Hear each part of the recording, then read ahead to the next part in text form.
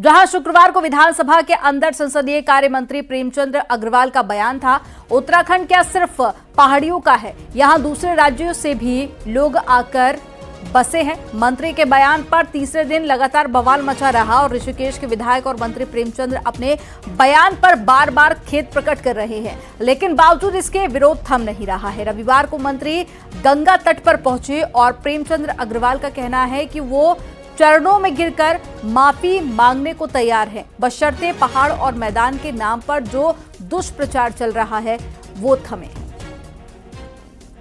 न्याय कर, क्योंकि मैंने कोई गलत काम नहीं किया, ना मैं किसी को गलत कहा, ना कभी मेरी मंशा थी, ना है, ना रहेगी, ना सोच सकता हूँ। यदि ये दुष्प्रचार समाप्त हो सकता है, मैं तो कह रहा मैं उनके चरणों में लौट के माफी मांगने को तैयार हूँ, लेकिन आप दुष्प्रचार करना तो छोड़िए।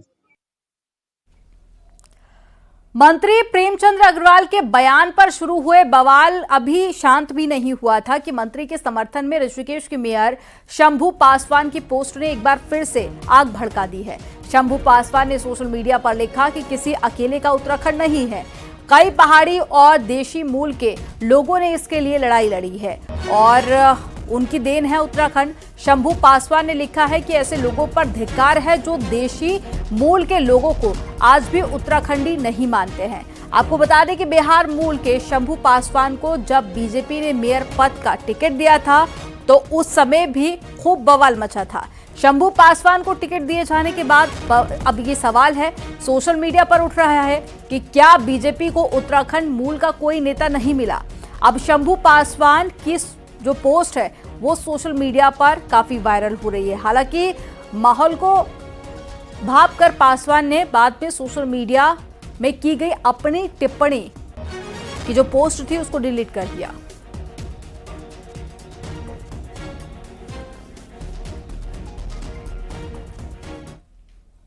उधर मंत्री प्रेमचंद अग्रवाल के बयान के बाद में सड़क से लेकर सोशल मीडिया पर बीजेपी की किरकिरी हो रही है और प्रदेश अध्यक्ष ने प्रेमचंद को तलब किया तो मंत्री गणेश जोशी ने पता ही नहीं कि सदन में ऐसा क्या हुआ। आपको इसी से जुड़ी हुई एक रिपोर्ट दिखाते हैं।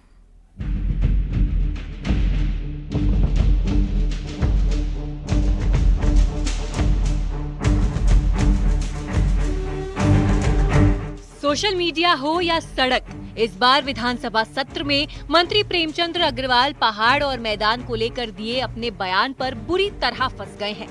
सोशल मीडिया पर जहां एक से एक मीम बन रहे हैं, वहीं रविवार को कई जगह मंत्री के विरोध में प्रदर्शन भी हुए, जिसको लेकर सोशल मीडिया में कई ग्रुप एक्टिव हो रहे हैं। बीजेपी नेता भी इसकी गंभीरता को भांप गए हैं और अब स्पष्टीकरण लिए जा रहे हैं। तो उनसे चर्चा हुई बीच में, जिस प्रकार का माहौल राज्य के अंदर खड़ा हुआ है वो माहौल ठीक रहे, इसकी अपेक्षा हमने उनसे की है। पार्टी ने शब्दों को चयन करके बोले। उनका कहना था कि मेरा भावार्थ बिल्कुल नहीं है, कि जो शब्द है वो गाली वाला शब्द भी अगर है तो मेरे वक्तव्य से पहले का है, वो ना पहाड़ के लिए कहा गया ना मैदान के लिए कहा गया, ऐसा भाव है नहीं। वहीं बीजेपी के मंत्री मानते हैं कि सदन में काफी प्रेशर रहता है, इसलिए ऐसा हो सकता है, मगर हर सवाल पर पूरी तैयारी जरूरी है। जबकि प्राकृतिक खेती के जवाब में फंसे मंत्री गणेश जोशी कहते हैं कि उनको तो पता ही नहीं कि सदन में हुआ क्या, वो उस समय वहाँ नहीं थे। मैं समझता हूँ कि वहाँ पर बड़ा प्रेशर होता है और प्रेशर के अंदर कोई आदमी कुछ बोल जाता है, परंतु उन्होंने ये खेद व्यक्त कर दिया है, मैं उन्हें धन्यवाद ज्ञापित करता हूँ। हालांकि मैं उस समय जब ये घटना घटी, मैं मेरे परिवार में कोई घटना घट गई थी तो मैं क्वेश्चन आवर्स के बाद हल्द्वानी चला गया था। वास्तव में क्या बात थी मुझे जानकारी में नहीं है, लेकिन माननीय संसदीय कार्य मंत्री जी ने कल सदन में कहा कि मैंने ऐसा कुछ नहीं कहा और अगर किसी को लगता है उन्होंने इसके लिए खेद व्यक्त किया है। विधानसभा सत्र तो खत्म हो गया, लेकिन सदन में फैला रायता को समेटना अब बीजेपी को भारी पड़ता जा रहा है, इसलिए बीजेपी कोई बड़ा एक्शन भी ले सकती है। न्यूज़ 18 के लिए देहरादून से भारती सकलानी उनियाद की रिपोर्ट।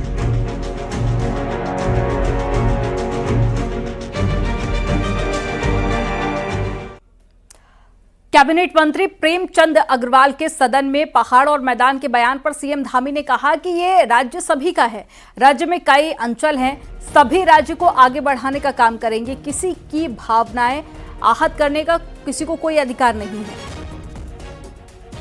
देखिए जी, ऐसा है कि उस पर विधानसभा में मैंने पहले ही सभी लोगों से कह दिया कि ये राज्य हमारा सभी का है और राज्य में हमारे यहाँ पर देखिए अलग अलग अंचल हैं, अलग अलग स्थान हैं, सभी मिलजुल कर राज्य को आगे बढ़ाने का काम करेंगे। किसी की भावना को किसी तरह से भी किसी को आहत करने का भी कोई अधिकार नहीं है और उस पर मैंने विधानसभा में पहले ही बोला है। और कैबिनेट मंत्री प्रेमचंद अग्रवाल को लेकर सोशल मीडिया में चल रहे पोस्ट पर बीजेपी की नजर है। बीजेपी प्रदेश अध्यक्ष महेंद्र भट्ट ने कहा कि पार्टी के खिलाफ चल रहे दुष्प्रचार के खिलाफ एक्शन लिया जाएगा, साथ ही इसकी शिकायत सीएम धामी से की जाएगी, वहीं कानूनी कार्रवाई भी की जाएगी।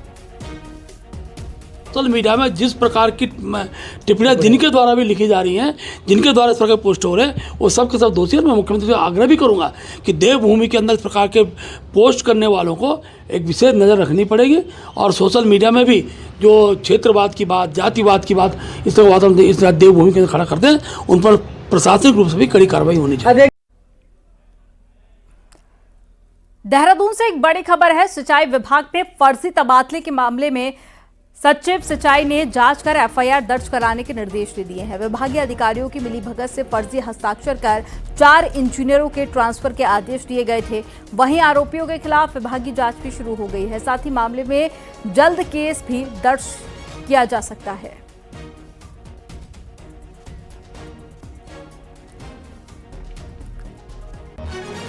रविवार को प्रधानमंत्री मोदी के मन की बात का 119वां एपिसोड टेलीकास्ट हुआ, जिसमें पीएम मोदी ने उत्तराखंड में आयोजित राष्ट्रीय खेलों का जिक्र किया। पीएम ने कहा कि उत्तराखंड में हुए नेशनल गेम्स में देश भर के 11,000 खिलाड़ियों ने हिस्सा लिया है और इस बार उत्तराखंड 7वें स्थान पर रहा और इस आयोजन ने देवभूमि के नए स्वरूप को पेश किया है।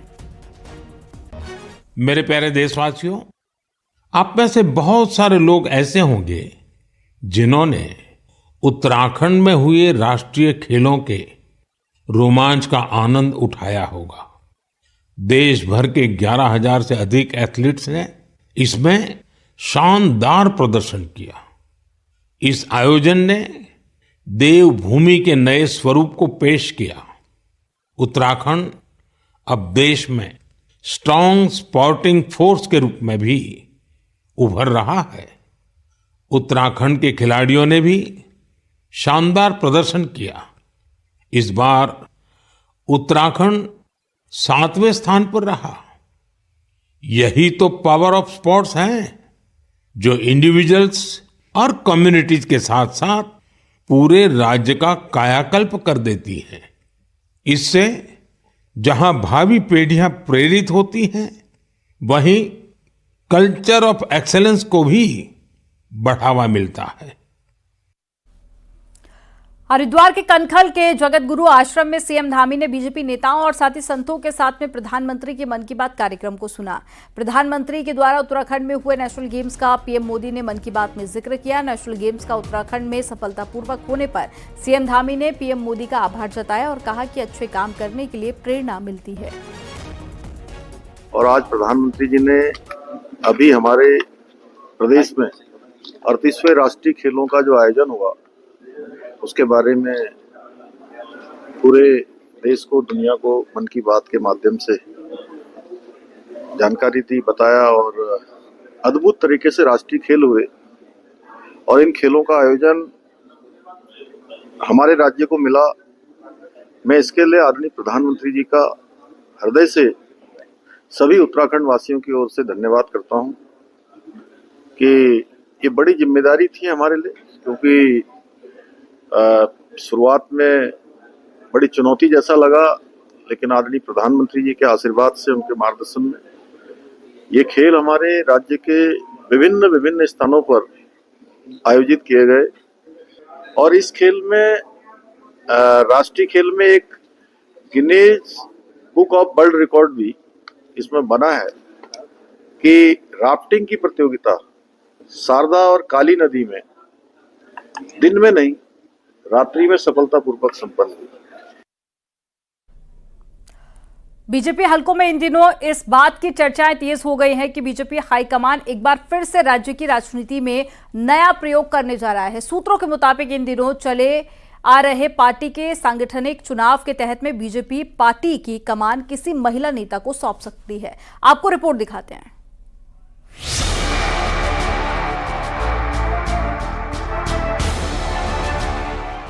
राजस्थान और उड़ीसा में महिला उप मुख्यमंत्री के बाद दिल्ली में रेखा गुप्ता को मुख्यमंत्री बनाए जाने से ये चर्चा तेज है कि बीजेपी अब महिलाओं को फ्रंट लाइन की राजनीति में मौका देने जा रही है और इसके पीछे है भविष्य में लोकसभा विधानसभाओं में महिलाओं को 33% आरक्षण की बाध्यता। लिहाजा बीजेपी अपनी महिला विंग को तैयार करने में जुट गई है। चर्चा है कि उत्तराखंड जैसे छोटे प्रदेश में संगठन की कमान महिला नेत्री को सौंपकर बीजेपी संगठन के लेवल पर भी नया प्रयोग कर सकती है। पार्टी की ओर से भी ऐसी संकेत मिल रहे हैं। हम इस बात को भी समझते हैं, मातृशक्ति का जो भारतीय जनता पार्टी के प्रति जो उनका लगाव है, भारतीय जनता पार्टी पक्ष में जो माहौल है, और मैं इस बात को कह सकता हूँ बड़ी संख्या में अगर हमने मातृशक्ति को पंचायतों में प्रतिनिधित्व दिया है, नगर पालिकाओं में प्रतिनिधित्व दिया है, तो इस बात को भी मातृशक्ति बहनें सब समझती हैं और हमारा कर्तव्य लीडरशिप डेवलप करना।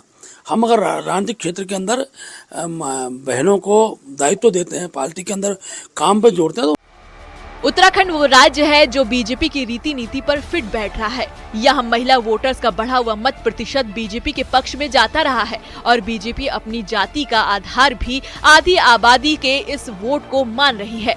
नई बन रही संभावनाओं से अब बीजेपी महिला विंग में भी उत्साह बना हुआ है। इस समय भारतीय जनता पार्टी की 2 उप मुख्यमंत्री हैं राजस्थान में, उड़ीसा में।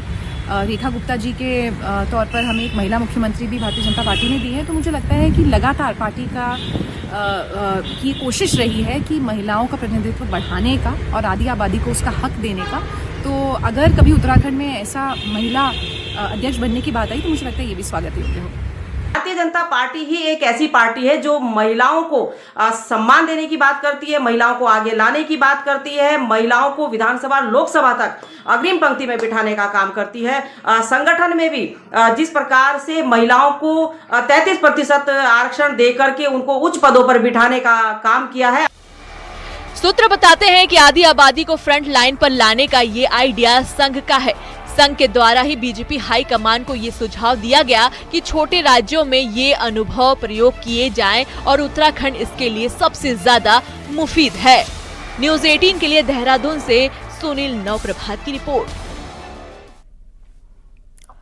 हरिद्वार में हर की पैड़ी के मोती बाजार इलाके में एक खिलौने की दुकान में भीषण आग लग गई। आग की लपटें इतनी भीषण थी कि सारा सामान जलकर राख हो गया और आग लगने की जानकारी मिलने पर पुलिस और फायर ब्रिगेड की टीम मौके पर पहुंची। संकरा रास्ता होने के चलते फायर ब्रिगेड को आग बुझाने में काफी समय भी लगा और कड़ी मशक्कत भी करनी पड़ी। हालांकि करीब 1 घंटे की मशक्कत के बाद में आग पर कंट्रोल कर लिया गया।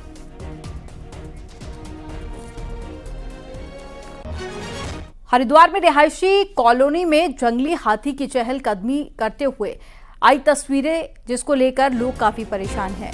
यहां पर राजाजी टाइगर रिजर्व से सटी बिलकेश्वर कॉलोनी में एक हाथी गली में घूमता हुआ दिखाई दिया।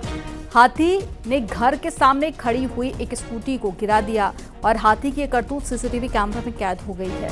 और विशालकाय जंगली हाथी को घर के बाहर घूमता देखकर लोगों में दहशत का माहौल है। स्थानीय लोग वन विभाग से हाथियों की आवाजाही पर रोक लगाने की मांग कर रहे हैं।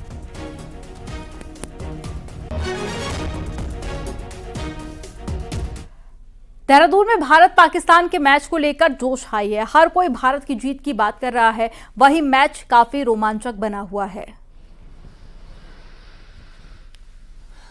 उनसे ही जानकारी लेते हैं। सर, किस तरीके से नॉर्मल डेज में और आज में क्या अंतर देखने को मिलता है? देखिए, रोज कामकाज में बिजी रहते हैं, सारा दिन कचहरी है, अदालत है, सब चीज है, लेकिन आज इंडिया पाकिस्तान का मैच है, महत्वपूर्ण है हर भारतीय के लिए। संडे का आज दिन है, तो इस वजह से मैच चालू है, बाकी सब बंद है। बिल्कुल, संडे को भी काम देखने को मिलता है, लेकिन आज दिख नहीं रहा। जी बिल्कुल, आज नहीं दिख रहा है क्योंकि स्पेशली टाइम निकाला गया है। आज संडे भी था। संडे को बेसिकली हम लोग फ्री नहीं होते हैं, लेकिन आज स्पेशली पाकिस्तान और इंडिया के मैच के लिए हमने टाइम निकाला है और बड़ी उम्मीदें हैं और विश्वास है इंडिया पे कि जरूर जीतेगी। बिल्कुल, कुछ लोग विकासनगर से सब मैच देखने आए हैं, उनसे भी जानकारी लेते हैं। सर, किस तरीके से इस मैच को आप देख रहे हैं, क्या लग रहा है? इंडिया आज गेन करेगा? सर बिल्कुल जीतेगी इंडिया आज। और जिस तरह अभी चल रहा है मैच, क्या लगता है? बिल्कुल जीतेगी सर, बिल्कुल जीतेगी। यानी ये इंडिया पाकिस्तान का जो मैच है वो तो हमारे मतलब खून हमारा ऐसा हो जाता है, इतना बढ़िया मैच होता है इंडिया पाकिस्तान का, दिलों की जान सबकी ऐसी हो जाती है, तो इंडिया जीतेगी आज। पिच चाहे जैसी भी हो, पर हमारा इंडिया सबसे आगे है हर चीज में, तो सबसे आगे ही रहेगा और जीतेगी इस बार आज। अगर चैंपियंस ट्रॉफी की बात करें तो 2 बार ही जीता है, 5-6 बार मैच हो चुका है, 1 बार ड्रॉ रहा है, 3 बार पाकिस्तान जीती है। तो लगता है आज का मैच, देखिए ऐसा होता है, बात चैंपियंस ट्रॉफी की हो, वर्ल्ड कप की हो, चाहे कोई सी भी सीरीज की हो, बात ऐसी होती है कि देखो कहीं ना कहीं इतनी टीमें हैं तो किसी न किसी ने तो जीतना है, लेकिन इस बार हमारा सपोर्ट तो हमेशा इंडिया को ही रहता है, तो इंडिया ने जीतना है। बिल्कुल। किस तरीके से देखते हैं? जी हम तो इंडिया को सपोर्ट करते हैं और हम चाहते हैं कि आज इंडिया जीते, तो बस। मैच देख रहे हैं आज? हाँ जी, आज संडे था तो मैंने भी सोचा आज मैं मैच देखने चली जाती हूँ ऑफिस में। डेली तो हम काम ही करते हैं, बट आज मैच देख रहे हैं। आज मैच। बिल्कुल, यानी कि संडे का दिन है, लोग भले ही आराम कर रहे हैं, लेकिन ऑफिस में आप देख सकते हैं किस तरीके से आज भी इंडिया पाकिस्तान के मैच के लिए यहाँ पे लोग खड़े हैं। कैमरा सहयोगी दीपक उपाध्याय के साथ में सत्येंद्र बर्तवाल, न्यूज़ 18 देहरादून।